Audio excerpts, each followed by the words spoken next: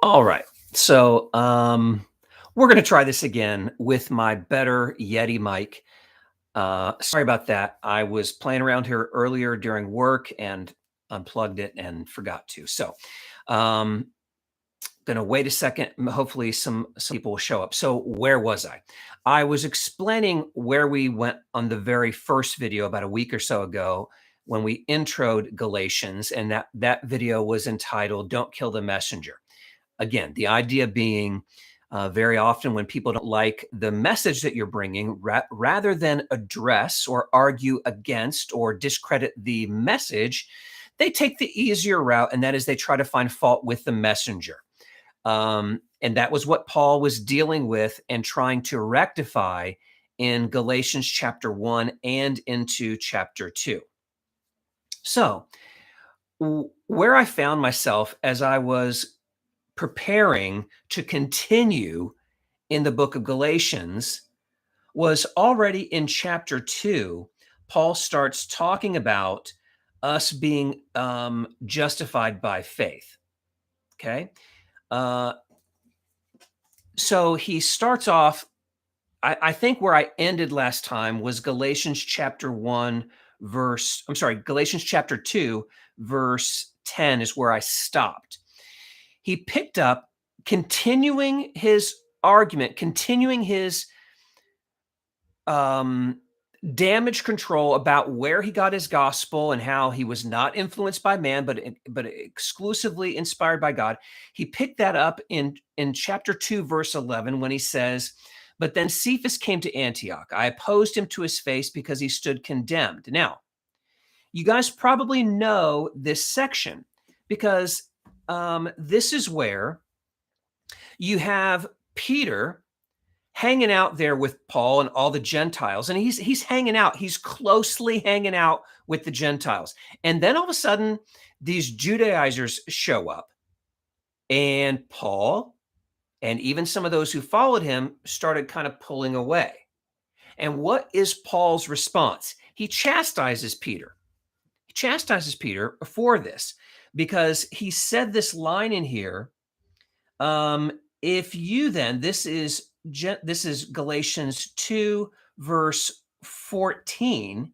He says, "But when I saw that their conduct was not in step with the truth of the gospel," this is the first line that started me down a rabbit hole. They were not in step with the truth of the gospel. I said to Cephas before them all, "If you, though a Jew, live like a Gentile and not like a Jew, how can you force the Gentiles to live like the Jews?" Now, okay, so Scott, what happened? Well, my brain just started running and running and running with this. Not because I'm stumbling with this, not because this is giving me any problems or anything like that.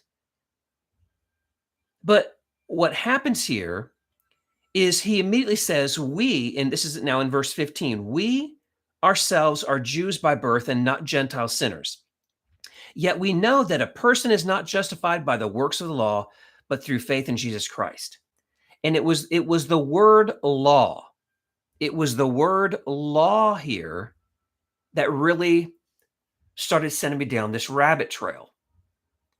And so what I feel I have to do before I can properly go any further is I have to talk a little bit more deeply for a few videos about, I think it's going to take a few videos to do this, is to talk about quote unquote the law. And some of the things I think that I need to do is to clearly address what are things that Paul wrote, what are things that Paul said about the law, such as what did Paul say was the purpose of the law? What did Paul say was the law's origin? What did Paul say the nature of the law was? What did he say was the law's relationship to the believer? What did Paul say was the law's relationship to the unbeliever? And the one that I kind of started on was this question, which is, who was the law given to? Who was the law given to? Who was the law for? Who was the law given to? And what I felt compelled to do, which I said I wasn't going to do in the last video, was I needed to go back to Romans. And that, my friends, is where I've been stuck. Not stuck like troubled, but there's so much in the book of Romans about the law.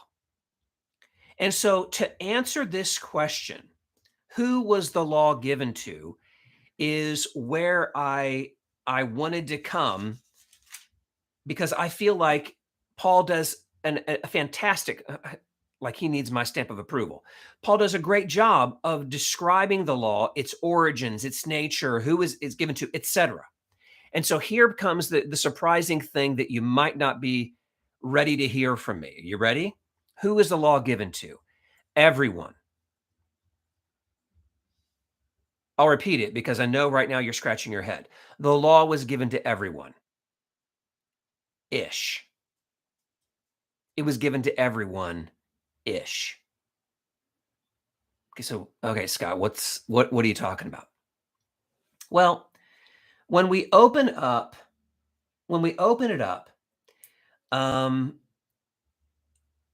in the book of Romans, he starts talking almost immediately. He gets through his introductions of Romans chapter 1, and he says, this is Romans chapter 1, verse 18, God's wrath on unrighteousness.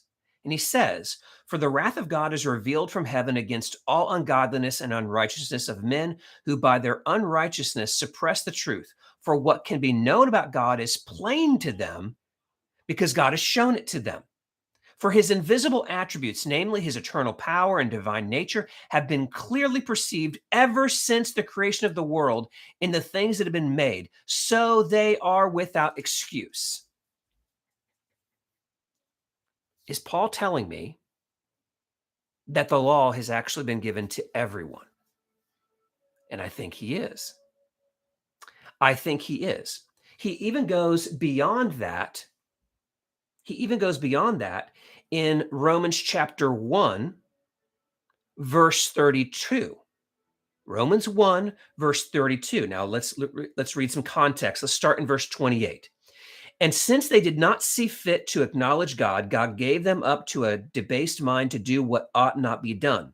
They were filled with all manner of unrighteousness, evil, covetousness, malice. They are full of envy, murder, strife, deceit, maliciousness.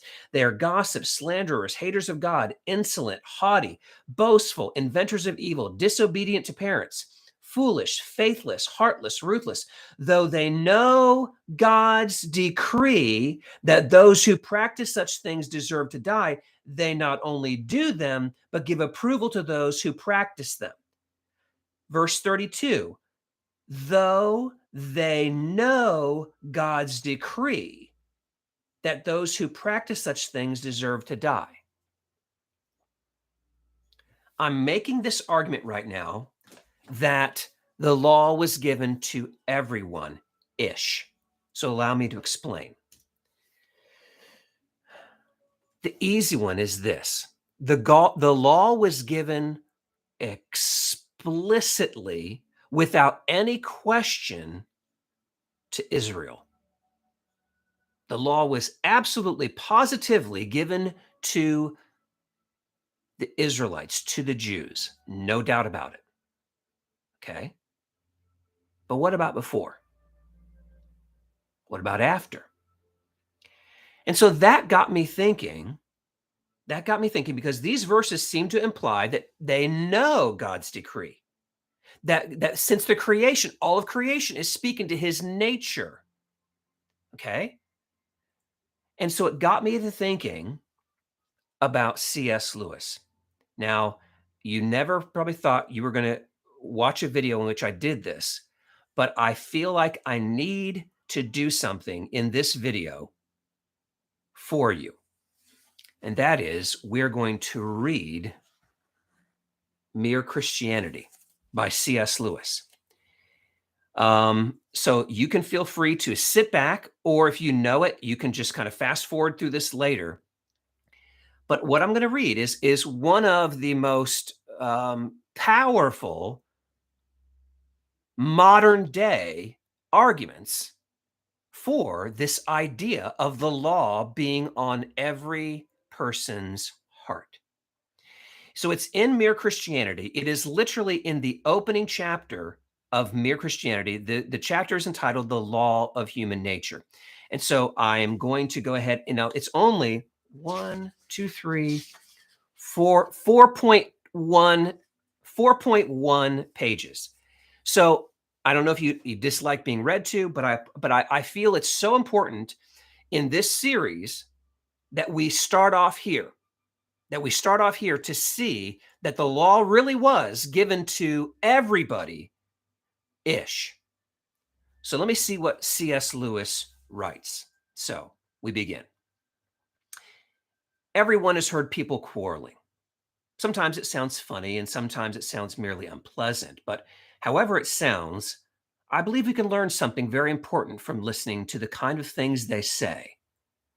They say things like this: how'd you like it if anyone did the same to you? That's my seat. I was there first. Leave him alone. He isn't doing you any harm. Why should you shove in first? Give me a bit of your orange. I gave you a bit of mine. Come on, you promised. People say things like that every day, educated people as well as uneducated, and children as well as grown-ups. Now, what interests me about all these remarks is that when the man who makes them is not merely saying that the other man's behavior does not happen to please him, he's appealing to some kind of standard of behavior, which he expects the other man to know. You guys never seen me in glasses before, right? Well, I'm old. I'm 53 years old, so I have to my glasses. So I'll read that again. He's appealing to some kind of standard of behavior that he expects the other man to know about. And the other man very seldom replies, "To hell with your standard."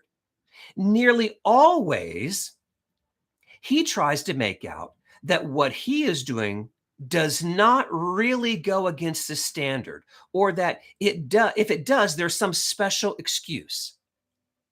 He pretends there is some special reason in this particular case why the other person who took the seat first should not keep it, or that things were not quite different when he was given a bit of orange, or that something has turned up which lets him off of keeping his promise.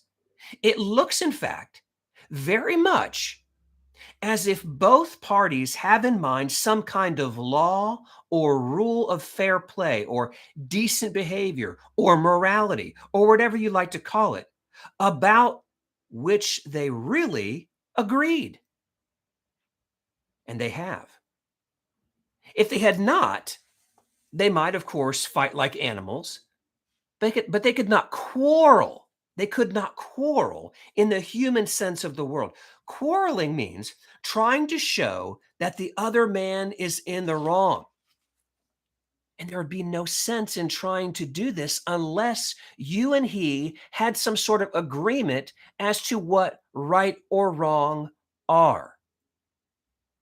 Just as there is no sense in saying that soccer player, a footballer committed a foul unless they had some agreement about the rules of football, soccer. Now, this law of nature about right and wrong used to be called the law of nature. Nowadays, when we talk about laws of nature, we usually mean things like gravitation or heredity or the laws of chemistry. But when the older thinkers called the law right or wrong the law of nature, they really meant the law of human nature. The idea was that just as all bodies are governed by the law of gravitation and organisms by biological laws, so the creature called man also had his law, with this great difference, that a body could not choose whether it obeyed the law of gravitation or not, but a man could choose either to obey the law of human nature or to disobey it. We may put it in another way. Each man is at every moment subjected to several different sets of law, but there is only one of these which he is free to disobey. As a body, He's subjected to gravitation and cannot disobey it. If you leave him unsupported in midair, he has no choice about falling more than a stone has. As an organism, he is subjected to various biological laws, which he cannot disobey any more than an animal can. That is, he cannot disobey these laws which he shares with other things.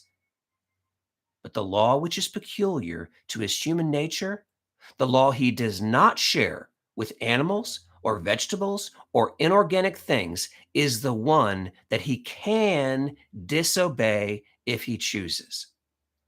This law was called the law of nature because people thought that everyone knew it by nature and did not need to be taught it. They did not mean, of course, that you might not find an odd individual here or there who did not know it, just as you find a few people out there who are colorblind or have no ear for a tune. But taking the race as a whole, they thought that the human idea of decent behavior was obvious to everyone, and I believe they were right. If they were not, then all the things we said about the war were nonsense. He's now talking about World War II. What was the sense in saying the enemy were in the wrong unless right is a real thing, which the Nazis at bottom knew as well as we did and ought to have practiced? If they had had no notion of what we mean by right, then, though we might have had to fight them, we could no more have blamed them than if we had blamed them about the color of their hair. I know that some people say the idea of a law of nature or decent behavior known to all men is unsound because different civilizations and different ages have had quite different moralities. But this is not true. This is not true because there have been differences between their moralities, but these have never amounted to anything like a total difference. If anyone will take the time to compare the morality teachings of, say, the ancient Egyptians, Babylonians, Hindus, Chinese, Greeks, and Romans, what will really strike them will be how very like they are to each other and to our own. Some of the evidence for this I have put together in the appendix of another book called The Abolition of Man. But for our present purpose, I need only ask the reader or listener to think what a totally different morality would mean. Think of a country where people were admired for running away from battle, or where a man felt proud to double cross all the people who had been the kindest to him. You might just as well try to imagine a country where 2 and 2 made 5. Men have differed in regards to what people you ought to be unselfish to, whether it be only your own family or your fellow countrymen or everyone, but they have always agreed that you ought not to put yourself first. Selfishness has never been admired. Men have desired as to whether you should have one wife or, men have differed as to whether you should have one wife or 4, but they have always agreed that you must not simply have any woman you liked. But the most remarkable thing is this: whenever you find a man who says he does not believe in a real right or wrong, you will find the same man going back on this a moment later. He may break his promise to you, but if you try breaking one to him, he will be complaining, hey, it's not fair, before you can say Jack Robinson. That must be a reference that C.S. Lewis, I'm not sure who Jack Robinson was. A nation may say treaties do not matter, but then, next minute, they spoil their case by saying that the particular treaty they want to break was an unfair one. But if treaties do not matter, if there's no such thing as right or wrong, in other words, if there's no law of nature, what's the difference between a fair treaty and an unfair one? Had they not let the cat out of the bag and shown that whatever they say, they really know the law of nature, just like anyone else? It seems then we are forced to believe in a real right and wrong. People may be sometimes mistaken about them, just as people sometimes get their sums wrong, but they are not a matter of mere taste and opinion any more than the multiplication table.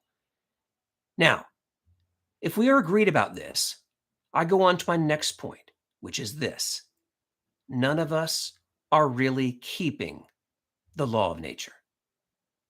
If there are any exceptions among you, I apologize to them. They had much better read some other work, for nothing I'm going to say concerns them. And now, turning to the ordinary humans, allow me to, who are left, let me continue. I hope you will not misunderstand what I'm going to say. I'm not preaching, and heaven knows I do not pretend to be better than anyone else. I'm only trying to call attention to the fact that this year, or this month, or more likely this very day, we have failed to practice ourselves the kind of behavior we expect from other people. There may be all sorts of excuses for us. That time where you were unfair to the children was when you were very tired. That slightly shady business about the money, the one you'd almost forgotten, it came when you were very hard up. And what you promised to do for old so and have never done, well, you never would have promised it if you had known how frightfully busy you were going to be. And as for your behavior to your wife or your husband, your sister or your brother, if I knew how irritating they could be, I would not wonder it. And who the dickens am I anyway? I'm just the same. That is to say, I do not succeed in keeping the law of nature very well. And the moment anyone tells me that I'm not keeping it, there starts up in my mind a string of excuses as long as your arm. The question at the moment is not whether they are good excuses. The point is that they are one more proof of how deeply, whether we like it or not, we believe in the law of nature. If we do not believe in decent behavior, why should we be so anxious to make excuses for our not having behaved decently? The truth is, we believe in decency so much, we feel the law, we feel the rule of law pressing on us so that we cannot bear to face the fact that we are breaking it. And consequently, we try to shift the responsibility. For you notice that it is only for our bad behavior that we find all these explanations. It is only our bad temper that we put down, or being tired or worried or hungry, but we put our good temper to ourselves. These then are the 2 points I wanted to make. First, that human beings all over the earth have this curious idea that they ought to behave in a certain way. And they cannot get rid of this feeling. And secondly, that they do not, in fact, behave in that way. They know the law of nature, they break it. These 2 facts are the foundation of all clear thinking about ourselves and the universe we live in. I read that when I was still Seventh-day Adventist. And it was one of just the most powerful, at the time that I read that, I chalked that up more to the existence of God. The idea that on every person that I know, no matter what denomination, no matter what belief, atheist or believer, didn't matter. They all seem to have this feeling. And I do believe that as C.S. Lewis moves forward, he uses that as proof for God. Like, where does that come from? Where does that come from? So when I'm starting to look at the book of Romans, when I'm trying to understand better the book of Galatians and how Paul is going to argue against the Judaizers as they try to come in and push circumcision and the like, it gets me to this focus of the law. And so what I feel I needed to do first is address right here this idea of who was the law given to. And what I believe Paul is saying, what I believe C.S. Lewis is also supporting, is the idea that the law was ultimately given to everyone. Now, here is an important distinction. Ready? 3, 2, 1. Do you really think he gave the circumcision law to everyone? Think about that for a second. Do you really think he gave the circumcision law? You see, think about for yourself, for instance. I'll tell you a story. And I've told this story before. I'm going to go ahead and tell it again. Anybody who's new to the game. You ready? Back in the day, I'd have this like 40-minute drive from work to home every single day. I took the same route there, took the same route back. I'd pass these houses every single day, in and out, in and out, in and out. Never changed. For years, I took this route. One day, one house had a brand new sign in the front yard. I had been passing this house for years. But one day, this house had a sign in it and it said, "Do not throw trash in our yard." Ladies and gentlemen, for years, my question to you is this: had I ever once contemplated throwing trash in that person's yard? No. I'd never thought about it. But if I'm being totally honest, the day that sign went up, I didn't do it, but there was almost this part of me that just wanted to throw like a cup. This law, it's a strange thing. It's a strange thing. Now, the point I'm trying to drive home is, if I had, believe it or not, if I had thrown something in that person's yard, there would have been something within me that would have said that was not the right thing. Okay, I'm backing up. I'm going to word this a different way now. If before I was a believer, if I'd thrown something in that person's yard, there would have been a part of me saying, I really shouldn't have done that. Nobody had to teach me that. Okay. This is what I believe C.S. Lewis, this is what I believe Paul is talking about, is that everybody is born. You're created with this idea of this right or wrong within you. But something I would often, I had this argument many, many times. And I asked an Adventist, listen to me now. I asked an Adventist who had converted as an adult. I asked this question. I said, back in the day, you converted to Adventism when you were in your mid to late 20s, right? Yep. Okay. So before that, you just lived a crazy life. Yep. Let me ask you a question. I know you sinned. You did things like maybe you stole or you told lies. When you did that, did you feel bad about it? Yeah. Yeah. If I did it, like C.S. Lewis would say, I would try to make some excuse. So if I lied to them, I'd kind of excuse it for that. Or I said, well, they have enough. And, so I'm like, all right, great. And I said, what other, I'm not trying to get detailed, but like you committed sins, right? And so they would talk about it. And then I would say, okay, so what did you feel when you done those things? Right. Yeah. Okay, great. And then I asked this, I go, when you were not an Adventist, did you ever go shopping on the Sabbath? Did you ever watch TV in the Sabbath? Did you ever go to work on a Saturday? And their answer is almost always yes. And then I'd ask them, did you feel guilt about it? Was there any part of you that felt guilt? Did you feel the Holy Spirit telling you, before you went to the Daniel and Revelation seminar and had the evangelist convince you that you were obligated to keep the Sabbath, before that ever happened, were you feeling convicted that it was wrong to walk into Target on a Saturday? Was the Holy Spirit convicting you as you watched the Ohio State Buckeyes play that this was sin? The same way you might have felt it if you had committed adultery, the same way you may have felt it if you committed theft, the same way you had felt it if you lied, the same way you had felt it if you'd done all those things. Did you feel it? No.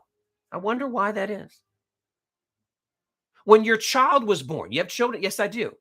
How old's your child? My child is 17 years old now. Great. When they were 8 years old, when they were 8 days old, slash that, 9 days old, Did you feel convicted by the Holy Spirit that you should have had them circumcised?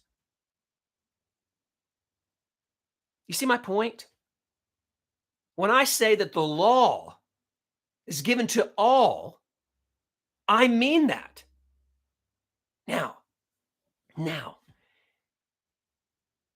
do all people, hear me now, do all people receive all law? Do all people receive the same laws? Some. What do you mean? All people receive some of the same law. I think laws that all people receive are what Lewis is talking about here. Things like being deceitful, being selfish, murder, adultery, stealing. These are truly moral issues.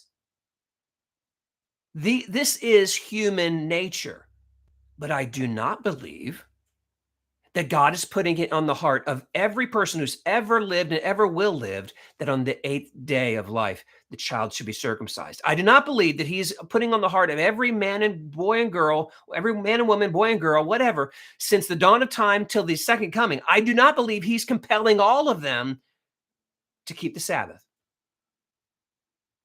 I do not believe that for one bit. And I believe that as we continue to study this, we will see that very clearly. And wait for it. And God is perfectly okay with that. God, I'll say it again. God is perfectly okay with that. Oh, but he's not being consistent. He's not being consistent. You're saying God changes. Ladies and gentlemen, I have 2 sons.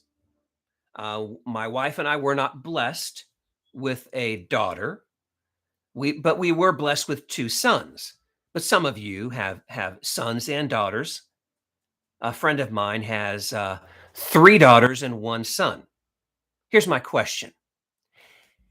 Is my friend inconsistent because he has certain expectations of his daughters that are different than his expectations of his son? Is it inconsistent that I have certain laws for my children, hear me now, when they were 7 years old than when they are 17? Is that inconsistent? Am I changing? No. This is part of the foolishness of the Adventist argument sometimes when they say, well, it just has to be the same for everybody. Why would it's nonsense. It's absolute nonsense. It is not saying that God is different. It is not saying that God changes. It is not saying that God is not consistent when he gives certain laws to every person that has ever lived and ever will lived, and gives additional laws to certain groups. Listen to me now, gives certain laws for just a certain period of time and then takes them away. That's not even inconsistent. That's not changing. But the Adventist kind of needs that. The legalist needs that. The Judaizer needs that. And that's what we're arguing against today. So that's where we're going to end for today. This weekend, I have, you're never going to believe it. You're never going to believe it. This weekend, I have another reunion with another group of Adventists. Remember, I went to Collegedale Academy in Collegedale, Tennessee, but I graduated my senior year from Mount Vernon Academy, Mount Vernon, Ohio. So again, just like I didn't go to Collegedale, I didn't go into the school. I did give them $125, but I'm not actually going to the school because the school has been sold. The school has been sold, and you're not even allowed on their property anymore. It's a great day. And there is like this thing at the Hill Church. I have zero desire to go to that. But on Saturday night, there will be a number of them that are meeting up at a restaurant, and I will be going to that. And I am greatly looking forward to that. These are folks that some of them I think there's still pretty some strong Adventists in there. There may be a debate or two. I hope not. But that's what I got going on this weekend. But I promise you, I'll be back next time. And if you guys are cool with it, I do think before I can really push further in Galatians, I think that we need to get to a little bit more of the book of Romans and understand this thing of the law. So again, so we've addressed today, then I think, what does Paul and what does C.S. Lewis say into the question, who was the law given to? And in a degree, the law was given to everyone. A certain law, a moral law. A moral law was given to all mankind. I don't think there should be any argument. So with that being said, hope you guys have a great weekend. Yeah, we'll see you next time. Take care.